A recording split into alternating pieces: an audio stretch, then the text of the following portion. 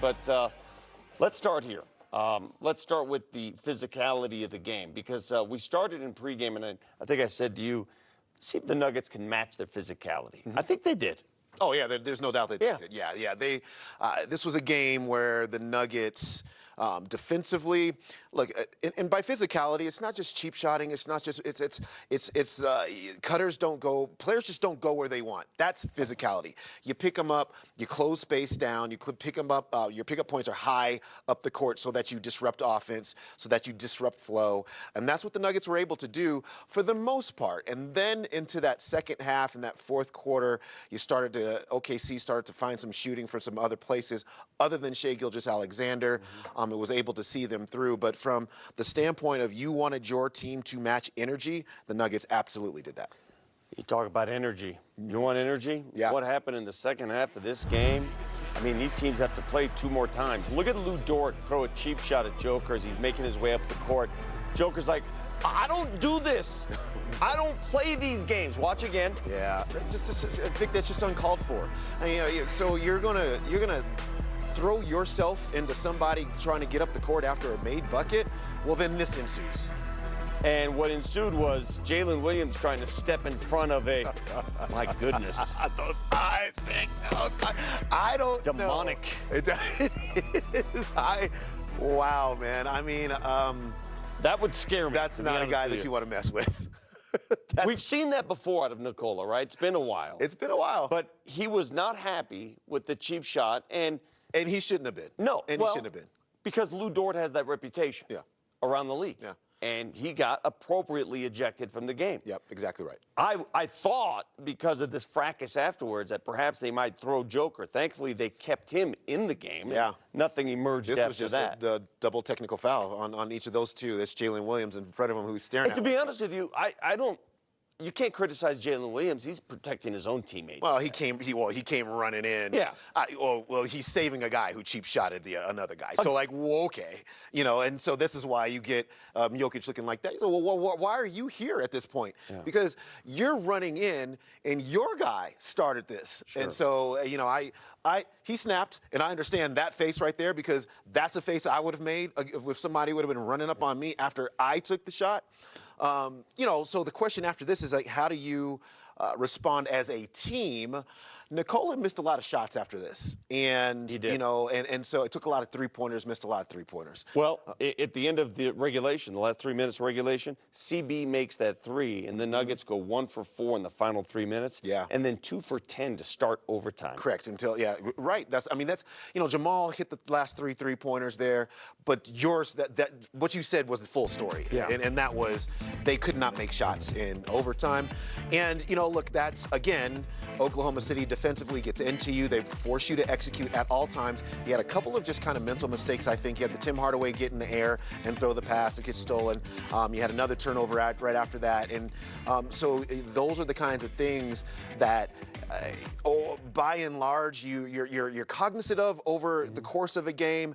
But in these high leverage moments, you also have to really be cognizant of those then, and the Nuggets were not. And this is why a loss like tonight is going to sting, because SGA was on a minutes restriction. Yep. It goes to overtime. He does not play a second of overtime. He couldn't even watch. Yeah, he wasn't watching restricting any free throws. his minutes. And they still won. Without him, they won because of stuff like this. You mentioned it. Turnovers. Yep. I mean, live ball turnovers that not only bad, but they result in easy buckets the other way. Yeah, that's, the Nuggets had largely stayed away from some of that, during the course of the game, but they just could not in overtime. You see the steal here as well. OKC just did a lot in transition. And then, look, when you are forced to be scrambling back as a defense in transition, and you have the array of shooters that Oklahoma City puts on the court, Case and Wallace, Isaiah Joe right there, Caruso was hit a couple. It's very difficult to get organized and get out to everybody that you need to get to. That's where OKC thrives. They turn you over, they play in chaos, and then they hit threes or they get straight to the rim. The Nuggets were not able to stay away from those mistakes. SGA carried OKC for 4 quarters until overtime. He carried them. Yeah. He had 36 points. And I know he shoots it a lot, but I don't know how you defend this guy. You really don't. I mean, he gets to 30 every single. I was saying to, I think it was you, he gets to 30 as if it's 10 for any other. He's just a really great player. When you think you had him, and the Nuggets tried to get their best, right? They blitzed him on ball screens. They just threw straight doubles at him if he was in ISO situations to get the ball out of his hands, and then try to deny him the ball after that. But he still ended up with 36 points, and he's just truly great. He won the MVP last year. He's obviously in the mix for that again this year. And so I think if you're the Nuggets, you look at some of the things that you did well against them and you try to just repeat those in your next. But he is a very tough customer. Can I ask you a rotational question? Because I know the game got a little crazy at the end, but it's a sandpaper game. And this is what I mean by that is it got physical, it got crazy, little plays, little deflections. I would have liked to see Bruce Brown late in the game because that's what he does best. Yeah, Bruce Brown late in the game, and then Bruce Brown in overtime. He didn't play at all. Didn't play at all in overtime. Yeah. So yeah, this was this is a Bruce Brown kind of game, right? I agree. Things get chippy and scrappy, and totally that's the kind of and you're in need of game-changing, momentum-changing plays. And so even if he's not making shots, the fact that he could get on the floor and get you an extra possession, he can get you a defensive stop that maybe you didn't get. That's his value, but he wasn't on the court. Yeah, I just got a text from my wife. I hate OKC. Easy. I know. I thought I was the emotional one. It's funny because when the Nuggets play Minnesota, we walk away from those games and go, "Whoa, is that the rivalry now?" But after seeing this here, this is going to be. Sports hate is fun, isn't it? It's great, just man. sports hate. It doesn't mean much. It's just that's great. when you know a rivalry is here, and there's definitely one between the Nuggets and the Thunder. What we expected. Both teams obviously know each other well from the 7-game series, playing each other 4 times a year. So it was, I didn't think we met theirs in Denver. I thought we did tonight. Unfortunately, we didn't finish the game off. You give their role players credit. Those guys made huge shots at the end of the fourth. The desired effect was to get the ball out of Shea's hands, and other guys stepped up. They're a great team. They have a lot of depth, and give those veteran players a lot of credit, especially Caruso, the 2 threes that he made.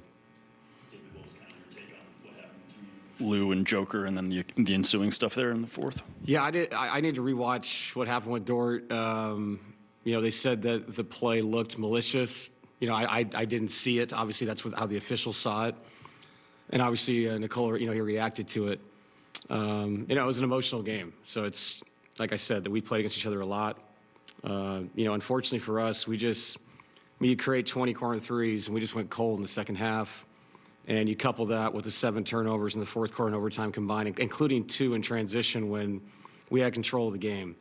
And I think it's just one of those things where we can't start the second quarter and the fourth quarter the way we did. The start of the fourth quarter, I think it was 11-2 or 12-2, and the second quarter was 11-2. And so I'm putting guys back in way too early. And I think I wore our guys out trying to get control back of the game. So we just had to have a better performance, and the guys coming in had to be ready to go. Give their bench credit. They blitzed us in both quarters. Nikola and other players have said in the past they want to emulate OKC's physicality defensively and even towing the line of fouls. Did you feel like Nikola's reaction to that was sort of a pent-up frustration response to something more general than the one play or isolated? I'll say this. I think his frustration is sometimes because the game's officiated differently out on the floor than it is near the basket. I think he was reacting to what was being done to him, and his reaction's not going to be to cower away. He's competitive. So when we play them again, whatever it is, in like 10 days, I'm sure it'll be the exact same way. But we're not going to play the way we did in Denver. Like I said, we're going to be physical with these guys. And you have to play that way, especially out on the perimeter in today's game. So, I know why he's frustrated. I can feel his frustration with all the contact out there. He shot 5 free throws. It's just part of the game. The closer you get to the basket, it seems like for a bigger guy, it seems like it's called a little bit different. But he has to react to that the right way, concentrate and finish your contact. And obviously with Dort's play, I think that took it to a different level for him. He felt like it was malicious also. During the stretch where you guys are 4-7, obviously 6 of those losses are where you weren't able to close games. Is there a common theme there? Is there something you look at as an issue that you can solve? Yeah, I mean, I think just the two-man game we run, I thought Nikola got great looks from three. They have not fallen at the end of games, so we went inside, and obviously they brought a secondary defender to him with Chet. And that's the gamble you're playing with. You know, if you put him on the block, you're basically saying he's not going to shoot the ball because the second defender's coming. So you want Jamal and him to have chances to make plays in space. And obviously we went too early at the end of regulation. You know, Jamal was out of sorts. He apologized for that after. But the shot we got is because they bring a third defender to those two guys. So as Nikola semi-rolled, the third man was there, and now Cam is naked in the corner. You know, I think that's the key to us late game right now is we're going to have to understand that other guys are going to have to make the shot. They're not allowing those two guys to operate in space, and I wouldn't either. So it's been a struggle in that sense. I think the guys will get used to it more and more, that that's what it's going to be. I look back to even Dallas this year when Peyton had a wide open shot in the corner. I'm going to live with those shots with our guys. I trust them. You know, we went to side pick and roll a little bit more tonight, trying to operate with more space on the side. The rotation's longer for a third defender. We have to keep working at it, though. We keep working our way to the end of these games, and we're not finding ways to finish them. So that's on me. You know, I have to keep looking at it, talk to our two main guys. What are they comfortable with? And, you know, we'll get there eventually.